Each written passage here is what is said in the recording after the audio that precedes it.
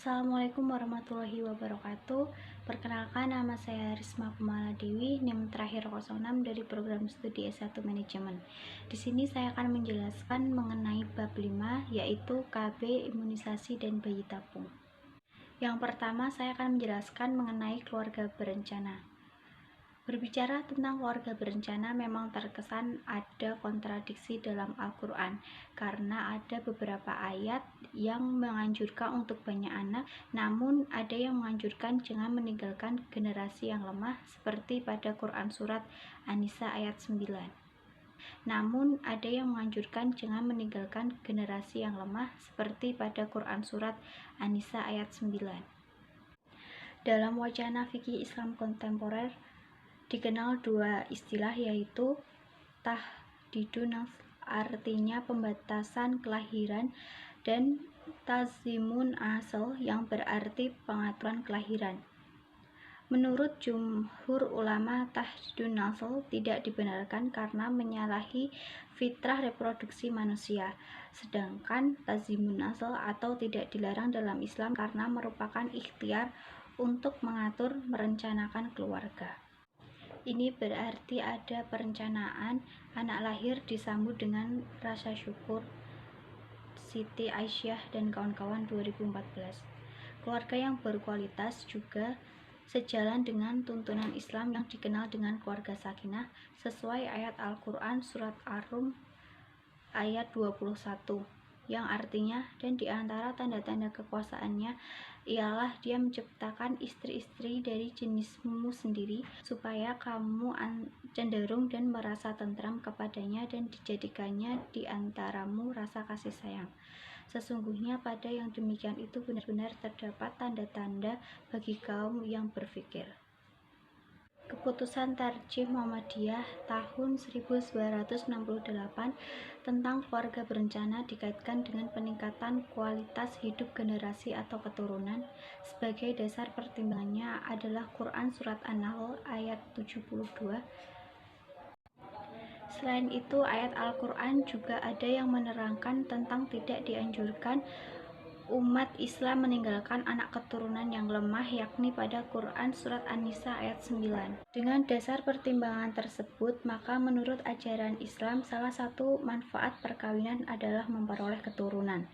Islam menganjurkan agar kehidupan anak keturunan jangan sampai terlantar dan menjadi beban atau tanggungan orang lain. Di luar tujuan itu, maka upaya mencegah kehamilan adalah berlawan dengan ajaran agama Islam. Demikian pula keluarga berencana yang dilaksanakan untuk pencegahan kehamilan.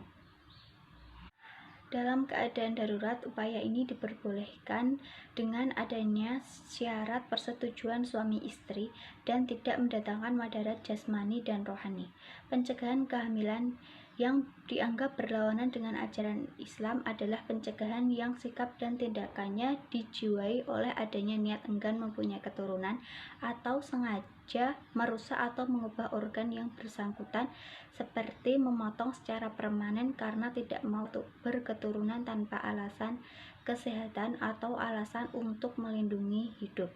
Siti Aisyah 2014. Demikian halnya penarakan kehamilan dapat dibenarkan sebagai kondisi darurat atas dasar kesehatan dan pendidikan dengan persetujuan suami istri dan dengan pertimbangan dokter ahli dan ahli agama. Adapun yang dimaksud dengan kriteria darurat ialah yang pertama, mengkhawatirkan keselamatan jiwa atau keselamatan ibu karena mengandung atau melahirkan, didasarkan pada pengalaman atau keterangan dokter yang dapat dipercaya pada Quran Surat Al-Baqarah ayat 195 dan Quran Surat An-Nisa ayat 29. Yang kedua, mengkhawatirkan keselamatan agama karena faktor kesempitan penghidupan seperti kekhawatiran menjalankan hal-hal yang merusak akidah, menjalankan perbuatan haram atau menjalankan atau melanggar larangan karena didorong oleh kepentingan anak pada Quran Surat Al-Baqarah ayat 185 dan Quran Surat Al-Maidah ayat 6 dan 3.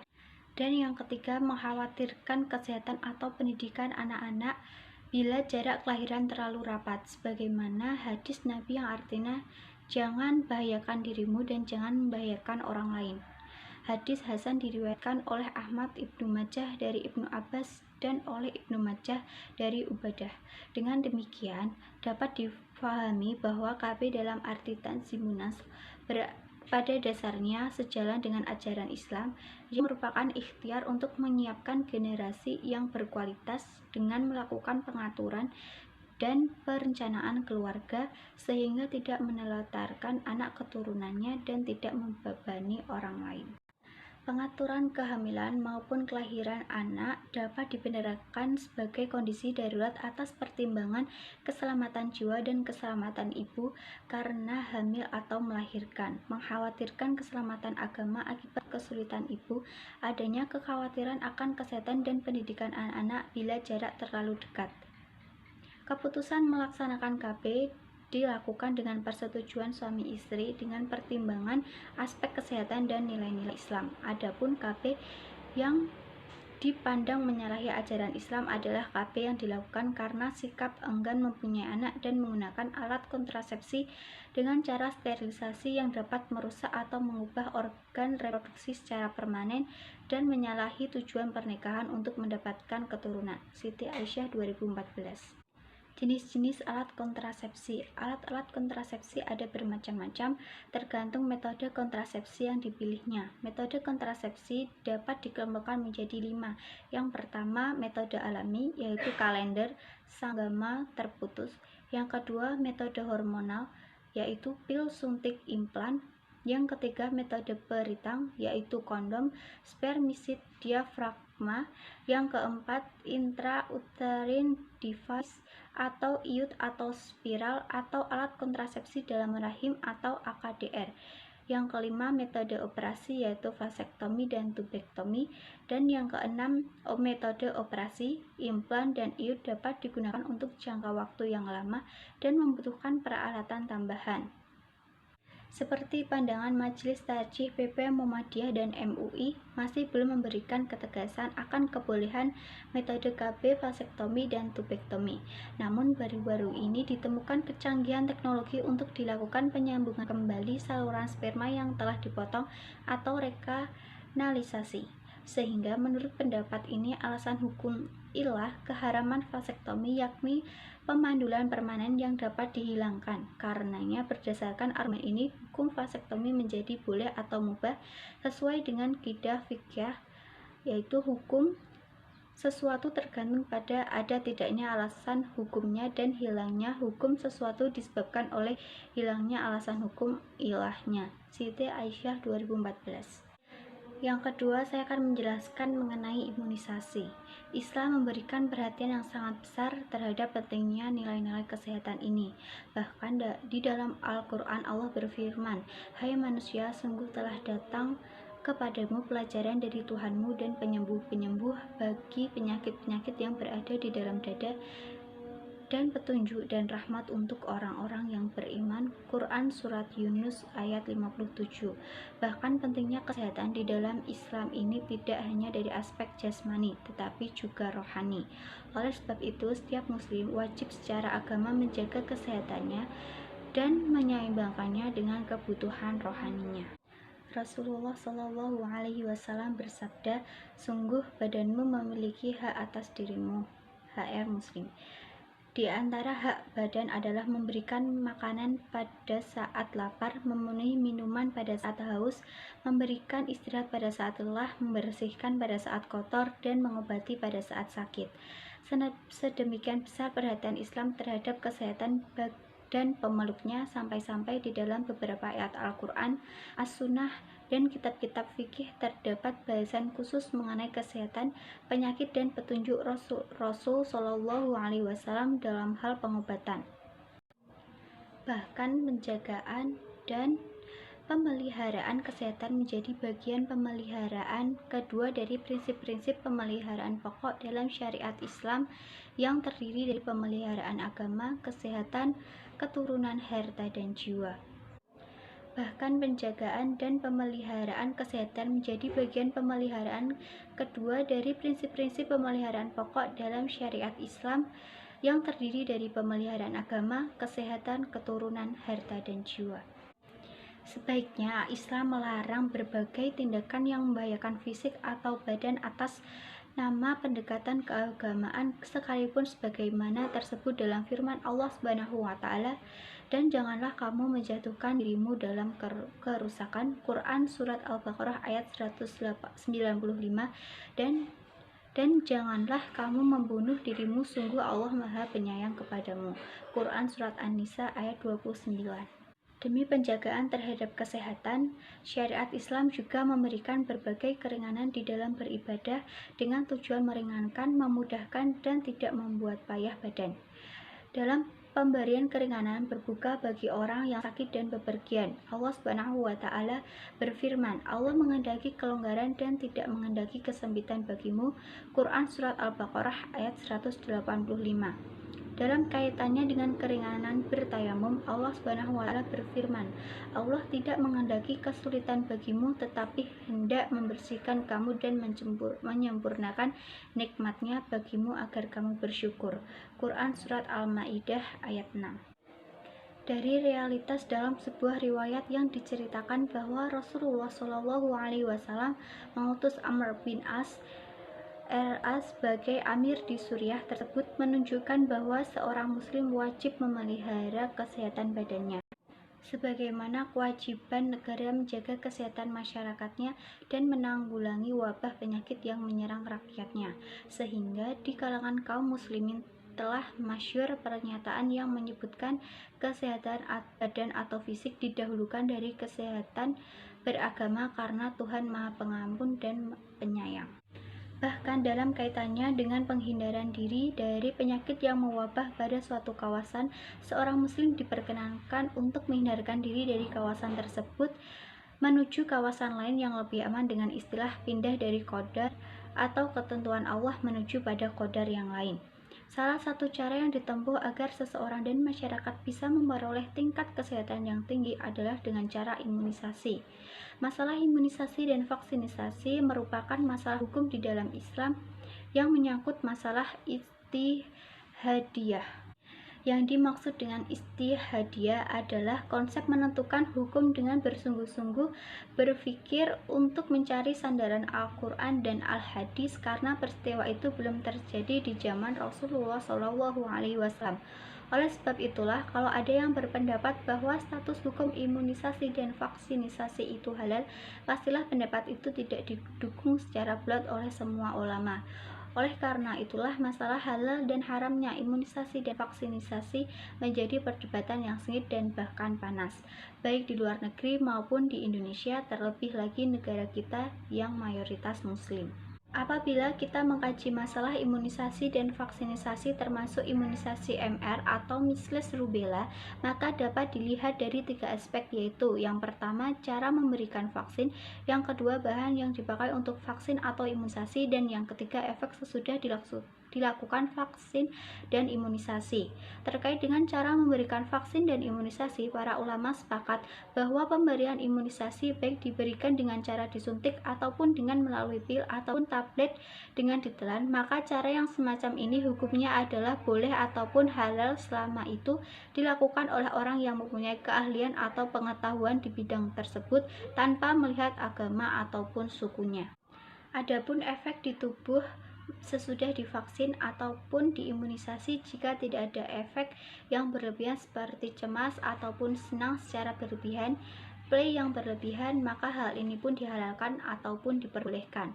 Berdasarkan fatwa MUI nomor 4 tahun 2016 tentang imunisasi dan vaksinisasi secara umum, baik itu imunisasi bayi, imunisasi tetanus, dan imunisasi lainnya, maka secara umum fatwa MUI memutuskan antara lain, yang pertama, imunisasi pada dasarnya adalah diperbolehkan atau mubah sebagai bentuk ikhtiar untuk mewujudkan kekebalan tubuh dan mencegah terjadinya suatu penyakit tertentu.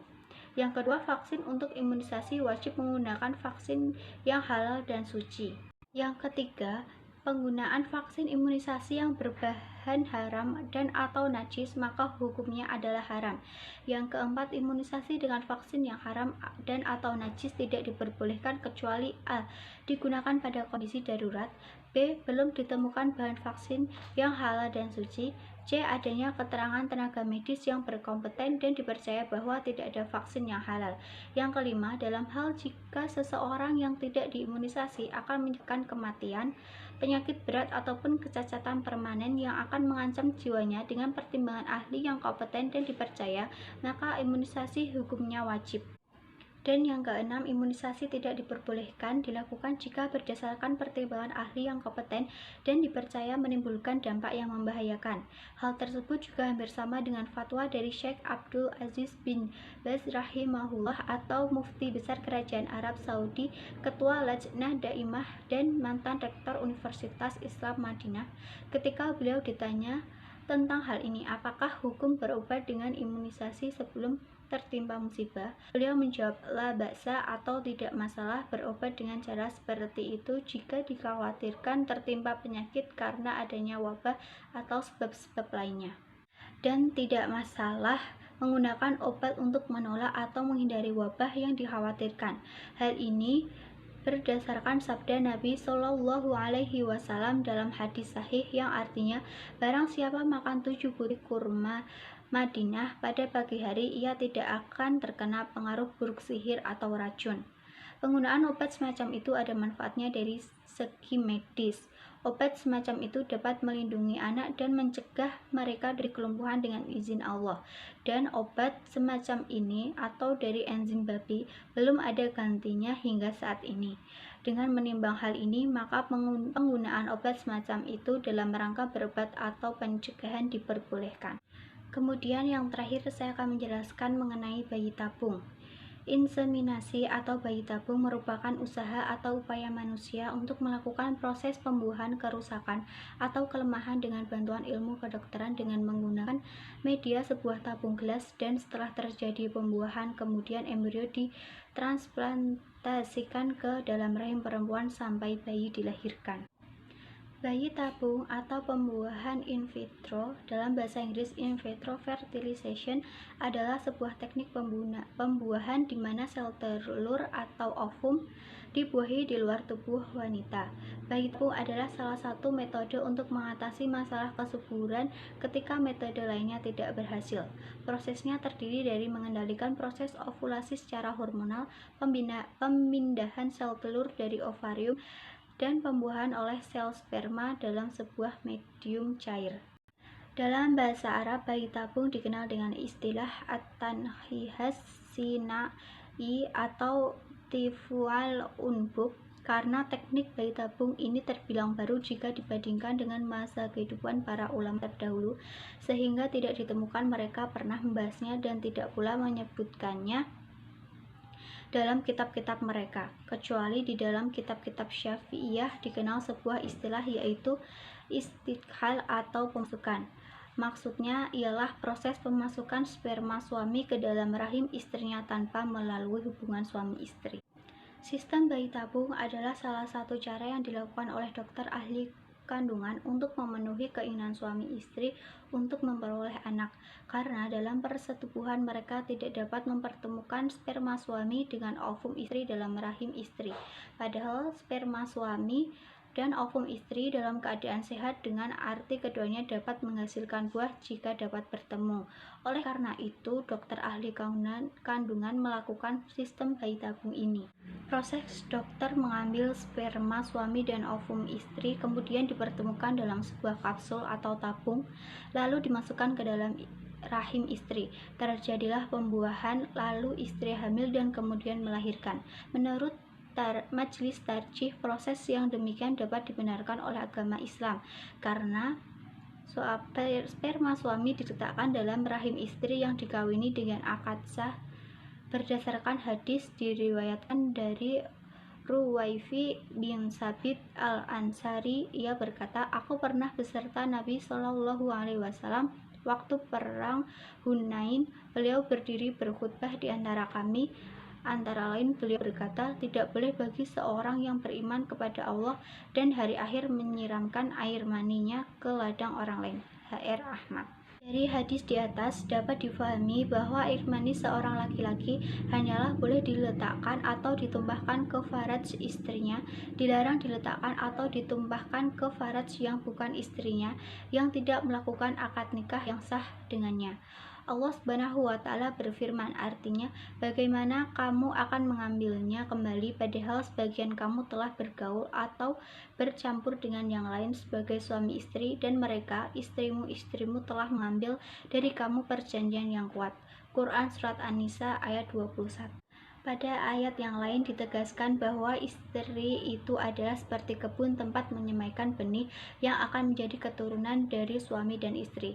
Allah Subhanahu wa Ta'ala berfirman, artinya istri-istrimu adalah seperti tanah tempat kamu bercocok tanam, maka datangilah tanah tempat bercocok tanammu itu bagaimana saja kamu kehendaki, dan kerjakanlah amal yang baik untuk dirimu dan bertakwalah kepada Allah, dan ketahuilah bahwa kamu kelak akan menemuinya, dan berilah kabar gembira orang-orang yang beriman. Quran Surat Al-Baqarah ayat 223. Dan hadis diriwayatkan dari Abu Hurairah RA bahwasanya Nabi Shallallahu Alaihi Wasallam bersabda, anak itu milik tikar, bagi pezina hukuman rajam. Muttafaq alaih. Yang dimaksud dengan tikar atau firasyi ialah suami istri yang telah terikat dengan akad nikah yang sah. Anak yang lahir dari suami istri yang telah terikat dengan perkawinan yang sah ini diharapkan menjadi anak yang salih, yang akan menjadi sumber pahala bagi orang tuanya walaupun keduanya telah meninggal dunia, sebagaimana dinyatakan dalam hadis diriwayatkan dari Abu Hurairah. Ia berkata, bersabda Rasulullah Shallallahu Alaihi Wasallam, apabila seorang manusia telah meninggal dunia, putuslah semua amalnya kecuali 3 hal: dari anak yang salih yang mendoakannya, dari sedekah jariah yang diberikan sebelum ia meninggal, dan dari ilmunya yang bermanfaat. HR Muslim. Timbul persoalan, bagaimana jika kapsul itu diletakkan dalam rahim istri kedua atau istri yang lain? Berdasarkan ayat dan hadis di atas, perbuatan yang demikian dilarang karena ovum itu bukan milik istri kedua atau istri yang lain. Sperma dan ovum yang ada dalam tabung itu hanya boleh diletakkan dalam rahim istri yang memiliki ovum. Jika kapsul itu diletakkan pada wanita yang lain atau istri yang tidak memiliki ovum, maka berdasarkan hadis di atas, perbuatan itu tidak dibenarkan. Sumber referensi modul Islam dan Ipteks mata kuliah AI Islam dan Kemuhammadiyahan atau AIK 4, dan makalah mata kuliah Fikih Kontemporer Universitas IAIN Surakarta. Sekian presentasi dari saya, kurang lebihnya mohon maaf. Wassalamualaikum warahmatullahi wabarakatuh.